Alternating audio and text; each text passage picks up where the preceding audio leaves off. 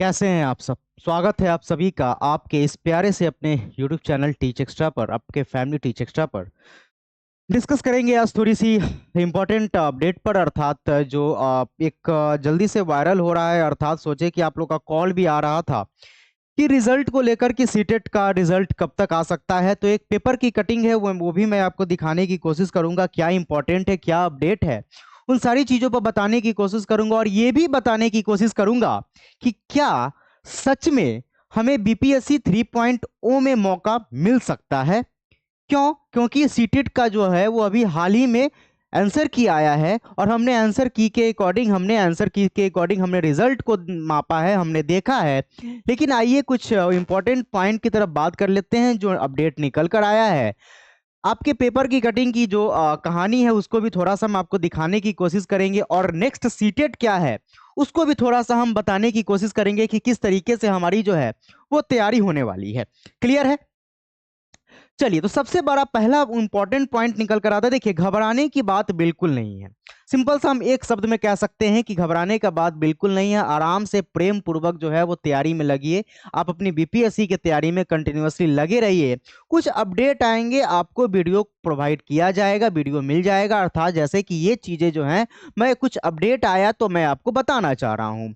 For example, पहला जो है वो सबसे पहले निकल कर आता है कि जो रिजल्ट है ये कब तक आ सकता है। ये जो रिजल्ट है कब तक आ सकता है, जैसा कि आप लोगों को पता है कि आंसर की, पहला तो रिजल्ट की तरफ बात कर लेते हैं।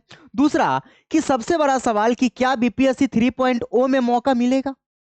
अब ये मौका इसलिए क्यों मिलेगा कि नेक्स्ट सीटेट क्या है, अब ये कहानी है। और दूसरा बीपीएससी की अटेम्प्ट की क्या कहानी है, वो तो मैं एक वीडियो आप लोगों को मिला है, डिस्क्रिप्शन में लिंक डाल देंगे, उसमें देख लीजिएगा कि बीपीएससी की अटेम्प्ट की क्या कहानी है। हाल ही में कुछ अपडेट आया था जो कि मैंने आपको बता दिया है उस वीडियो में कि 3 अटेम्प्ट से लेकर 5 अटेम्प्ट जो है वो किया जा रहा है। लेकिन अगला 4.0 में ये उम्मीद है कि 5 अटेम्प्ट तक मौका मिल सकता है। अब बात कर लेते हैं कुछ पॉइंट की। जो सबसे पहले है कि रिजल्ट कब तक आ सकता है। देखिए मेरे प्यारे मित्र, अगर हम रिजल्ट की बात करते हैं, चीजों को प्रेम पूर्वक समझ लेते हैं। जब हम रिजल्ट की बात करते हैं तो रिजल्ट की क्या कहानी है ना, अभी अभी आपका क्या आया है, आंसर की आया है। अभी अभी क्या आया है जी, आंसर की आया है। और एक छोटा सा पेपर का क्या कटिंग है और क्या कहानी है, तो ये है एक कहीं से ये पटना का उड़ता हुआ खबर है। और ऐसा ये पेपर की कटिंग जो है हमारे पास भी आया है। और पूछा गया सवाल है, क्या सच में 15 से 17 तक आएगा रिजल्ट। अगर आ जाता है तो बहुत बढ़िया रहेगी। क्यों बढ़िया रहेगी, अभी बताने की कोशिश करेंगे। देखिए देखिए, कहीं ना कहीं ये जो है वो हकीकत है, कहीं ना कहीं ये जो है हकीकत है कि 15 से 17 तक जो है वो आएगा रिजल्ट। अर्थात जो आपके रिजल्ट हैं वो 15 से 17 तक आ सकते हैं। लेकिन आमतौर पर अगर हम बोले तो 90% कंफर्म है कि आपका 20 फरवरी तक जो है वो रिजल्ट आ जाएगा। 20 फरवरी तक जो है वो रिजल्ट आ जाएगा। 90% नहीं, आप 100% भी ले लीजिए, लेकिन ये 20 फरवरी तक आ जाएगा। अब बात आती है कि अगर रिजल्ट आता है तो, अगर रिजल्ट आता है तो क्या कहानी है, तो उसको भी जरा सुन लीजिए। अगर रिजल्ट आता है तो सबसे बड़ा आप लोगों के लिए क्या होगा कि रिजल्ट मान लीजिए आपका 20 फैब तक आ जाता है। अगर 20 फैब तक आ जाता है तो हम जो है वो बीपीएससी 3.0 में फॉर्म फिलअप करने के लिए एलिजिबल हो जाएंगे। क्यों एलिजिबल, ऐसा क्यों?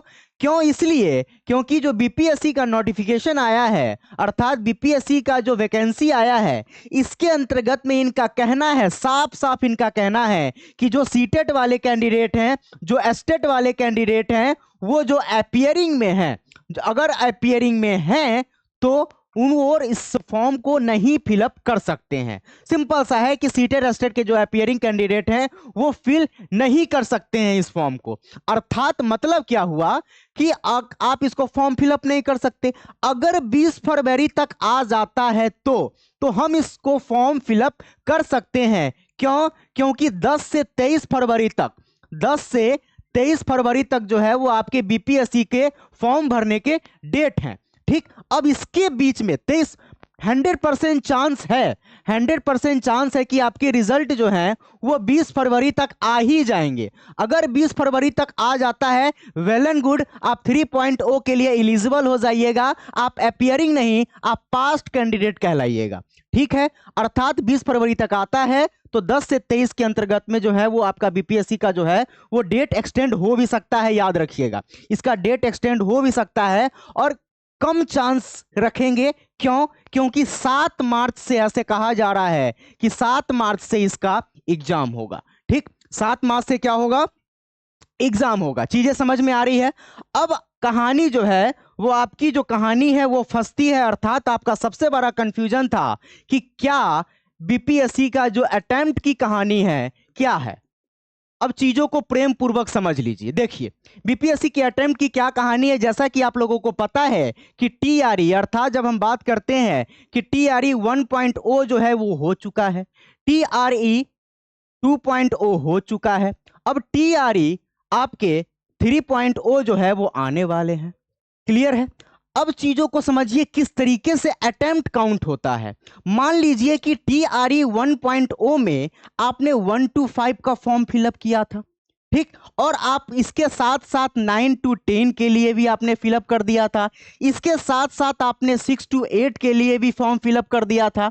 अब क्या होता है कि 1 to 5, 9 to 10, 6 to 8, अब जब ये आपने फॉर्म फिलअप किया है तो आप इसका एग्जाम दिए। फॉर्म फिलअप करना ही नहीं है, फॉर्म फिलअप कर देने से एक अटेम्प्ट काउंट नहीं होगा, ऐसा नहीं है। ये आपको एग्जाम में बैठे हैं तभी अटेम्प्ट जो है वो ये काउंट होगा। ठीक, अगर मान लीजिए आपने तीनों का एग्जाम दिया, आपने तीनों का एग्जाम दिया तो तीनों में से एक अटेम्प्ट जो है, एक अटेम्प्ट जो है वो 1 to 5 का एक अटेम्प्ट खत्म, 9 to 10 का एक अटेम्प्ट खत्म, 6 to 8 का एक मौका खत्म। क्लियर है? ठीक, अगर मान लीजिए टीआरई 2 में आपने दिया, 1 to 5 का मान लीजिए आपने दिया है, ठीक, आपने इसमें भी 1 to 5 का दे दिया, और आपने मान लीजिए 6 to 8 में, इसमें भी आपने 6 to 8 में जो है वो आप दे दिए हैं। अर्थात यहां पर दूसरा अटेम्प्ट, मान लीजिए इन केस आप फेल हुए, इसमें आप फेल हुए लेकिन एग्जाम में बैठना कंपलसरी है, तभी अटेम्प्ट काउंट होगा। ये दूसरा अटेम्प्ट जो है वो क्या हो गया? काउंट हो गया। मतलब कि 1 to 5 के लिए 2 अटेम्प्ट आपकी खत्म हो चुकी है, बस एक अटेम्प्ट बचा हुआ है जो आपका क्या होगा? तो आप 1 to 5 के लिए 3.0 में भरिएगा। अगर आप नहीं भरते हैं, हम तो मेरा सजेशन ये रहेगा कि तैयारी कीजिए, क्योंकि एग्जाम जो है वो मार्च में होना तय है और इतनी जल्दी हम बेहतरीन रूप से तैयारी नहीं कर सकते हैं। तो अटेम्प्ट को हम क्यों बर्बाद करें? अपने अटेम्प्ट को हम क्यों बर्बाद करें? रिजल्ट आ भी जाता है, बात सही है, लेकिन हमारी अगर तैयारी नहीं है तो हम फॉर्म ही नहीं भरेंगे ना, अपने अटेम्प्ट को बर्बाद नहीं करेंगे। बाय द वे, मान लीजिए कि 3 अटेम्प्ट ही रह जाता है, टीआरई 4.0 आता है और 3 अटेम्प्ट रह जाता है, तो कहानी समाप्त हो जाएगी, आप भर दीजिएगा तो ठीक, लेकिन इस पर ध्यान दीजिएगा। क्लियर? तो ये अगर मान लीजिए टीआरई 3.0 में आप भरते हैं और एग्जाम देते हैं तो यह तीसरा अटेम्प्ट भी आपका खत्म हो जाएगा और इसमें आप पास होइएगा, फेल होइएगा, कोई फर्क नहीं पड़ता, अटेम्प्ट आपकी खत्म हो जाएगी, लेकिन एग्जाम में बैठिएगा तब। क्लियर? तो ये है अपनी अटेम्प्ट की कहानी, तो याद रखिएगा। अर्थात जो है वो 5 अटेम्प्ट की जो है वो 2 अटेम्प्ट बढ़ाने की बात है, ये हो जाती है तो और अच्छी बात है। क्यों अच्छी बात है? तो आपका जो टीआरई 4.0 आएगा तो इसके अंतर्गत में आप भर सकते हैं 1 to 5 का, क्योंकि आपके पास बचा होगा।